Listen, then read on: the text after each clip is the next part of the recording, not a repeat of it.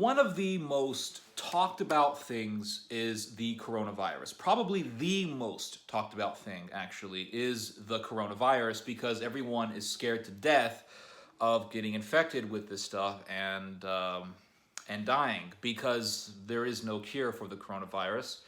Thousands of people have been infected with this evil microscopic creature.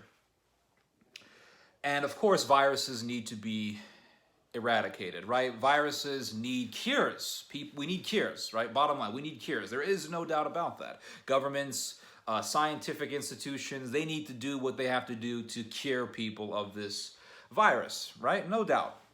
But that's not what I'm here to talk about.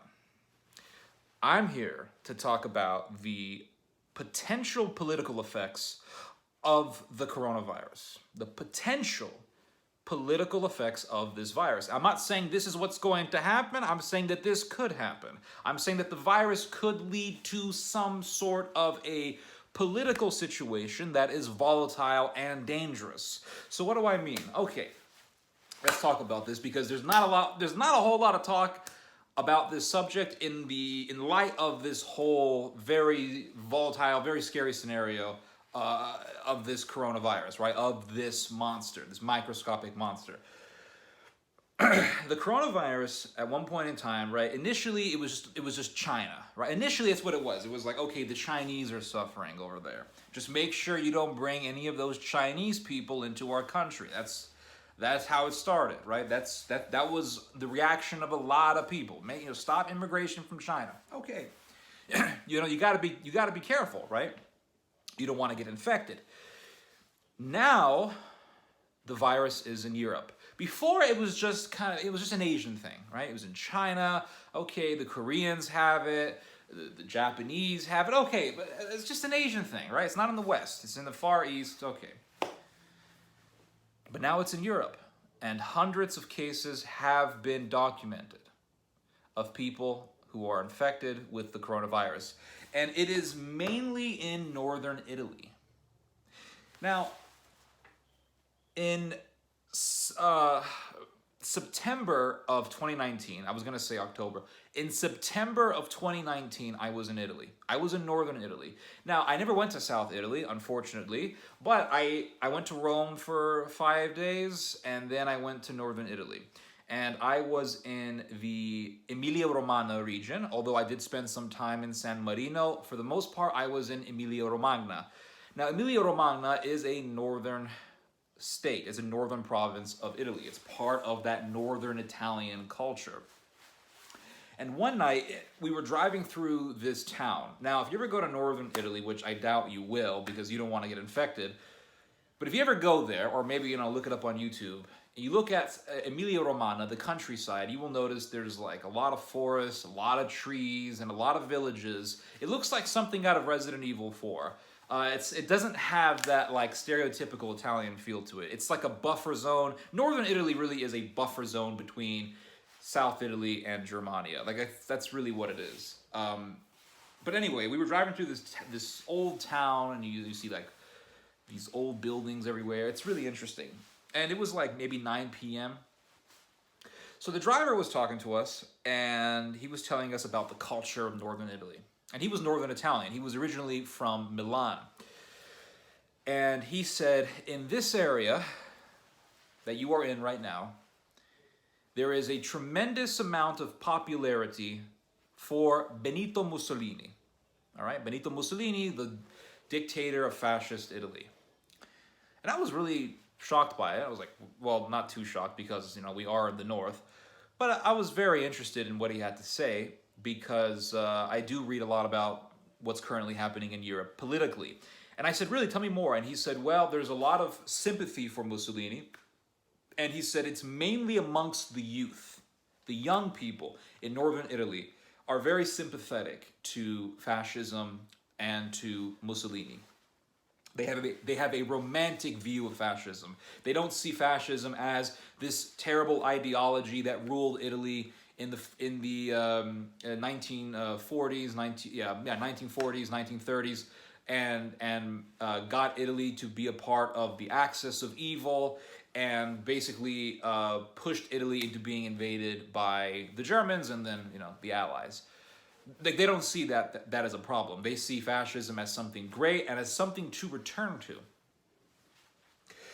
So this virus hits not just any part of Italy.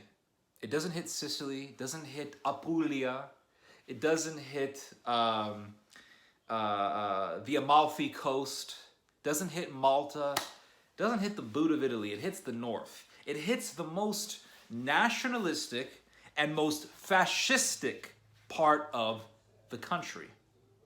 Like, the most nationalistic, the most racist part of the country. The coronavirus hits. And Europe is on the verge of having to deal with another migrant crisis.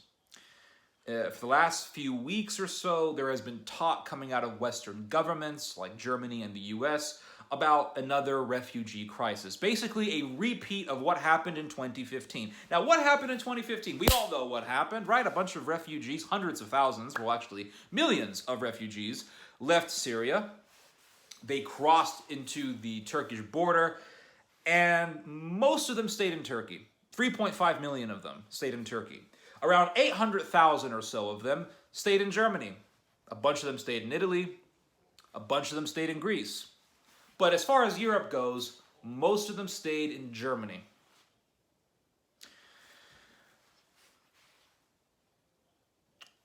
There was a conference that took place last week.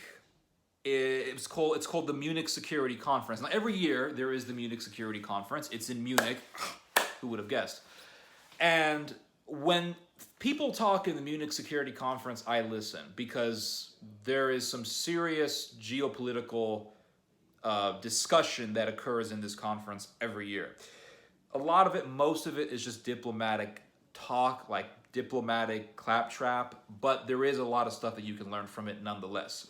Like, for example, in the Munich Security Conference of, I want to say, late 2017, the foreign minister of Germany, what was her name? Ursula von der Leyen, who is now the head of the EU Commission, she said that we are going to rebuild Germany's military. She said this in the Munich Security Conference. So the Munich Security Conference is very significant, and I think we should pay attention to what they have to say there. So anyway, in the last Munich Security Conference, there was a senior U.S. administration official who said essentially that Europe could face another refugee crisis.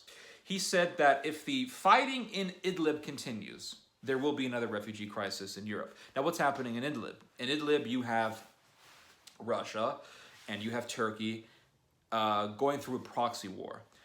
Turkey is fighting Russia through the rebels, through the Syrian fighters that are pro-Turkish.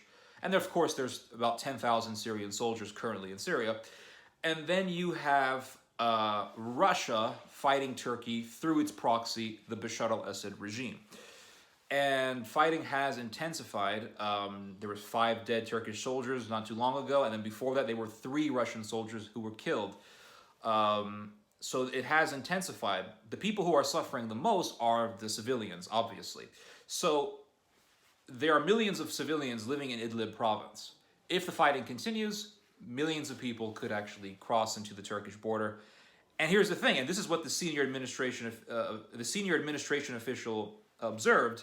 He said that Turkey does not have the capacity to hold 3 million refugees because he calculated that 3 million people would leave Idlib province if the fighting continues. And he said Turkey does not have the capacity to hold 3 million refugees. It already has 3.5 million refugees living within its borders. It can't hold another 3 million. And he said that that other 3 million, that second wave of migrants, are going to bubble over into Europe. This is essentially what he said.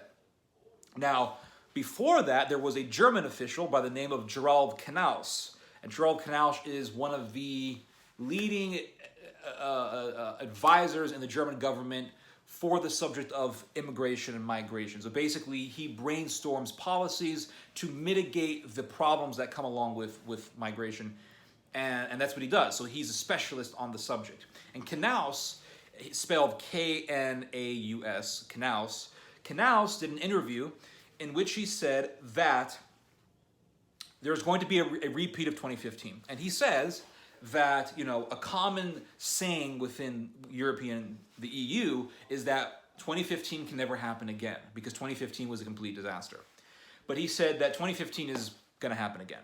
In fact, he said in the next few months, you're going to have a migrant crisis in Europe. I can't say that what he's saying is going to happen emphatically, but I'm just telling you what he said. So there has been serious talk in Western governments about another refugee crisis. And then not too long ago, I'm talking maybe 2 or 3 days ago, the Wall Street Journal published an article saying that about 1 million people, almost 1 million people in Idlib are already working on going to Turkey. So in the midst of all this, we have a microscopic creature that can kill you that has infected hundreds of people in the most nationalistic area of Italy, the most nationalistic part of Italy, which is the northern part. Now, let's go to a very popular Italian politician, Matteo Salvini. Now, Matteo Salvini was in power in the Italian government for a while until around August of 2019 because he thought that if he would leave, he would trigger a quick election that he was very confident that he would win. And that's not what happened. He left, and then a new government formed, and they basically told him to piss off. But he is still a very loud voice, and he's very popular. He is capitalizing on the coronavirus situation right now. In fact, on his social media platforms, he posted a video of a ship full of migrants entering Italy, I want to say in Sicily. And he said, look, this ship full of migrants is entering Italy. We're just allowing these migrants to come over in the midst of this coronavirus disaster. A lot of people are listening to that. And you could argue logic all you want. You could say, hey, coronavirus isn't in Syria. Hey, there are no Syrian migrants who have coronavirus. But that wouldn't matter because what matters in this type of thing is the perception. The perception is what matters. That's what matters at the end of the day. People believe that, well, if we allow immigrants over, they're going to bring coronavirus. Now, if you allow people from China to come over, yeah, you could get coronavirus. But that's not the point. The point is the political implications and the potential political consequences of this sort of propaganda. That is what I'm talking about. Because if people are, here's the thing. What happened in 2015? We always have to go back to 2015. 2015, late 2014, but really 2015 is when the heart of it began, the most intense part of it began. Refugee crisis. Now, what did the refugee crisis do? It helped a whole lot of politicians get seats in various European parliaments. Geert Wilders, or Geert Wilders, as we call him in America, was on the fringe in Dutch politics. He didn't have his party, the Freedom Party, did not have a single seat in the Dutch parliament. Not a single seat at all. He was considered to be on the fringe. He was considered to be a racist. He was considered to be a nationalist, lunatic, and a lot of people said that he was a Nazi. He didn't have a single seat in parliament. What happened? 2015 happened, and then the election in the Netherlands happened in 2017, and Geert Wilders' party became the third largest party in the Netherlands. So from being a fringe political party with not a single seat in the parliament, Geert Wilders became the third largest party thanks to the migrant crisis. What happened in Germany? A party that is considered to be a Nazi party, Alternative for Deutschland party, became one of the largest parties in all of Germany. And it still is one of the biggest parties right now. In fact, it is so big. I mean, I'm surprised not a lot of people are talking about this. It has become so popular that in a provincial government in Germany, not the whole government of Germany, but in a province of Germany, the Christian Democrats, Merkel's party, made an alliance with the AfD. Merkel said, oh, this is a tragedy. Why is my party making a collaboration with this racist party? And it's like, Merkel, don't you get it? Your time is almost up. The era of your politics is beginning to die down, and we are seeing a new zeitgeist of politics in which radicalism is becoming acceptable. Joker politics is becoming hip and popular. People don't want the traditional politician. People are beginning to want Joker to be their political leader.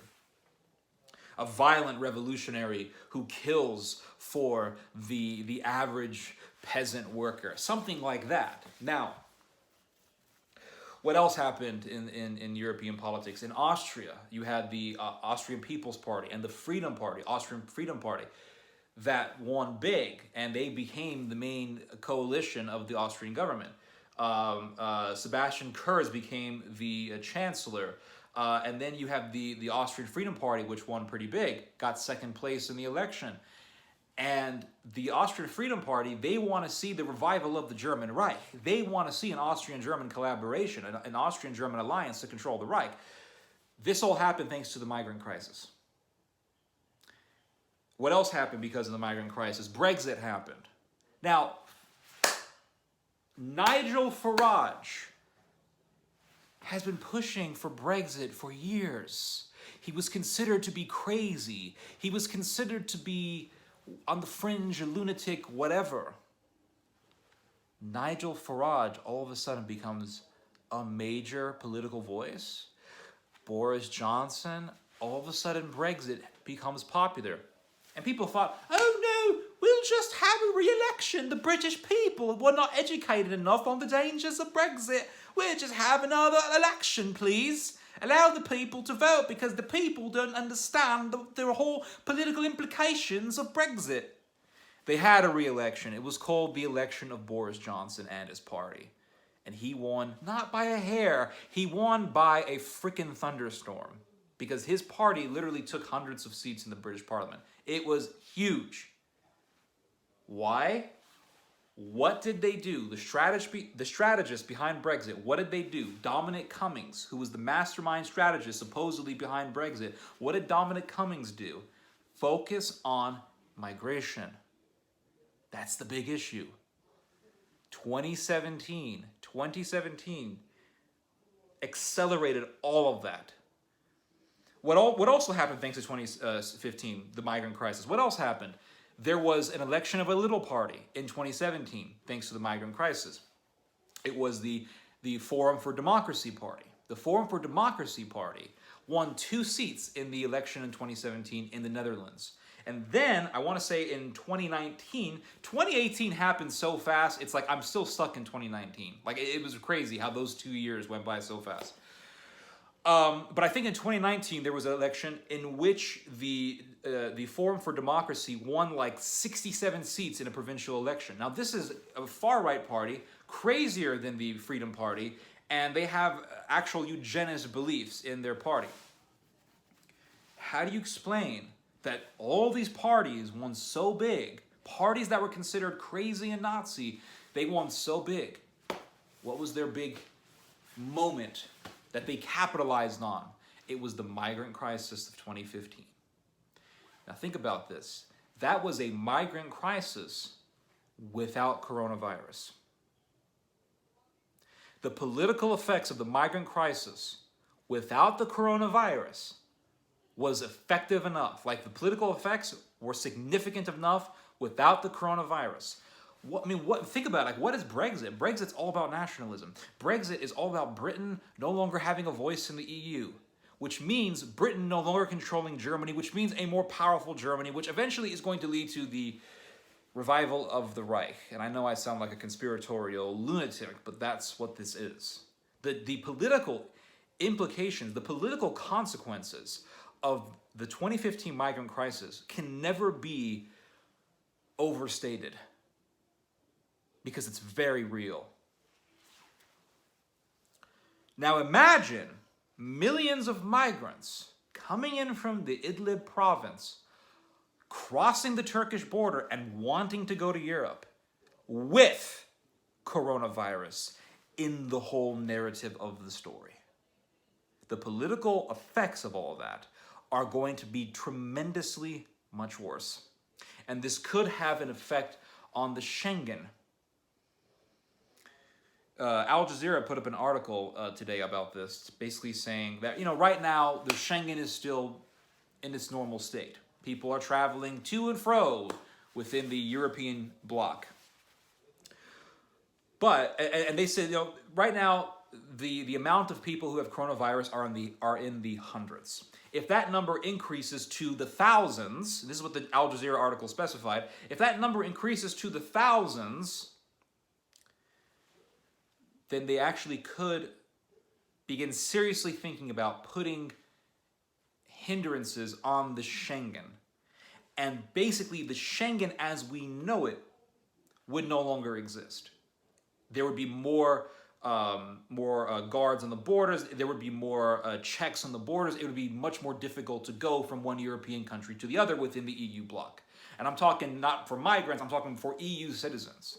It would be more difficult for them to travel from country to country because of the coronavirus. Now, what would that do? What it would do is it would give a great reason to destroy the Schengen. It would isolate people more. It would make people more regionalistic. It would make people more nationalistic because they're not going to think, they'll no longer be thinking continentally. They'll be thinking regionally or nationalistically. Now you're going to say, Ted, that you're taking this too far. This actually happened in history. 15th century, Great Plague. The 15th century. The plague killed millions of people in Europe.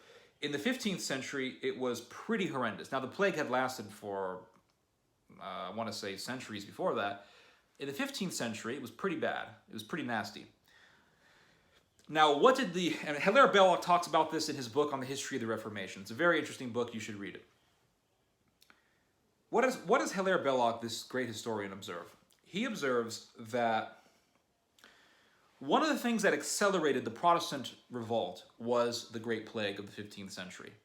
Because what it did was it isolated people. It forced people to no longer travel freely as they were from one European country to the other. It made people stay in their region. And people began to think more regionalistically as opposed to universally. So because people became more focused on their region, they no longer cared about what some guy in Rome said. Like, what does some old guy with a big tall hat on his head think? Like, who gives a damn, right? And, this is one of the things that Martin Luther pressed on. Like, who cares about what some guy in Italy has to say? We are Germans. So Hilaire Belloc argues that the plague accelerated the Protestant revolt. It made people think more regionally. So if people become more isolated, people aren't traveling within a borderless block anymore, it's going to change the perception. And it's going to put people in a different mentality. It's going to condition people into thinking differently. It's no longer about the continent, it's about the country and the region. So what does the EU have to say? Who cares? We have to stop free travel, and that means stopping free travel either from one European country to the other, or stopping the travel of migrants within the continent. And so they're going to vote for who? They're going to vote for parties that represent that sentiment. There you have nationalism, tribalism, regionalism, and it's very interesting that Spain just got its first recorded cases of coronavirus. Guess which part of Spain the coronavirus is in? Guess. It's not in the south. It's in the north, in Catalonia, the most regionalistic area of Spain. Most regionalistic.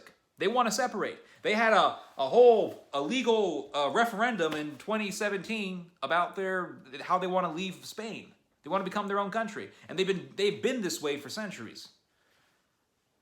So if the coronavirus gets really bad in Catalonia, what could happen? What could happen is that Catalonians will get even more intense about leaving Spain because they'll say, well, we don't want people coming into our country anymore. We want to cut this off. Regionalism is already becoming a big problem in Europe. If you look at the Lega Nord, what's the whole thing about the Lega Nord? The Lega Nord, the party of Matteo Salvini, what is their whole thing about?